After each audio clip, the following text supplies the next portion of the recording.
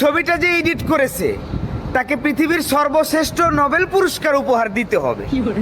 এই ছবিটার ব্যক্তিকে তো আপনারা কম বেশি সবাই চিনেন। আসলে তার সাথে এই আলমগীর কুত্তার বাচ্চা, তুই একটা জানোয়ার, ঠিক আছে? তুই এই সৌদির বাদশাহ নিয়ে কুমন্তব্য করতেছে, তুই একটা জানোয়ার। আর এই পিকটা যে সৌদির বাদশারে যে এডিট করছে, যে কুত্তার বাচ্চা, যে জানোয়ার বাচ্চা, যে হায়ওয়ানে যে ধরে দিতে পারবো এই কুত্তার বাচ্চারে, আমার এক বৎসরের ইনকাম তার জন্য আমি বরাদ্দ। যে এই কুত্তার বাচ্চারে ধরে দিতে পারবো আমার 1 বছরের ইনকাম তার জন্য আমি বরাদ্দ করলাম, ঠিক আছে? একজন সৌদির বাদশাহ, সে একজন মুসলিম কান্ট্রির একজনের বাদশাহ, তারে এই পিকটা যে এডিট করছে কুত্তার বাচ্চায়, একটা জানোয়ার হায়ওয়ান।